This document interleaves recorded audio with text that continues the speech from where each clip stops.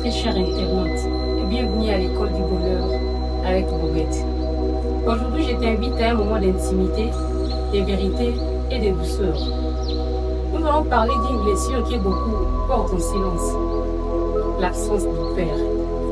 Qu'elle soit physique, émotionnelle ou symbolique, elle laisse une empreinte, mais elle ne doit pas définir toute ta vie. La guérison commence toujours par un mot, reconnaître.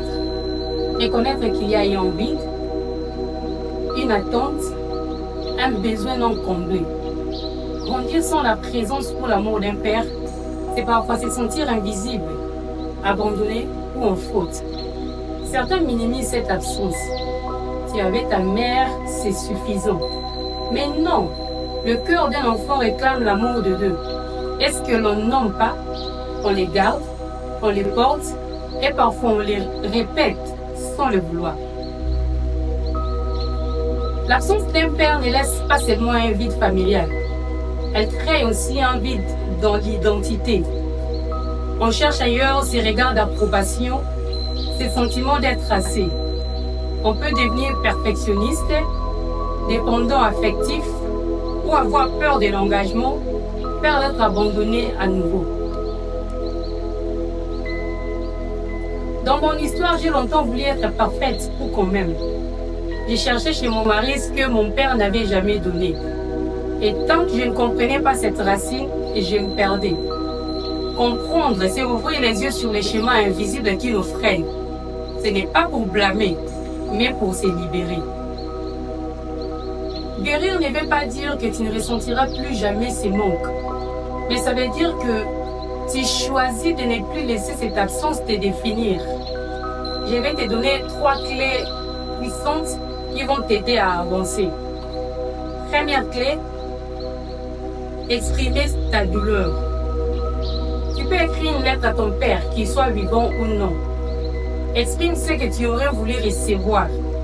Dis-lui ta vérité. Tu peux aussi parler de cette blessure à Dieu. Rien ne libère autant que le fait de dire ce que l'on a trop longtemps gardé.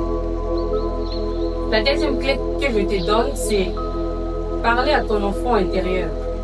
Visualise l'enfant que tu étais. Prends-le dans tes bras.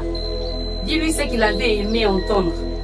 Que tu es importante, que tu es aimée, que tu mérites l'amour. Et je t'assure, camarade, que c'est puissant, c'est transformateur. C'est toi qui redeviens le parent que tu n'as pas eu.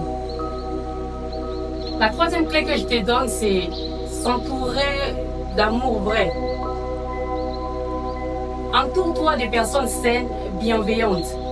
Parfois, Dieu envoie aussi des figures paternelles, spirituelles, des mentors, des amis qui viennent en partie restaurer ces manques. Tu n'as pas à guérir seul.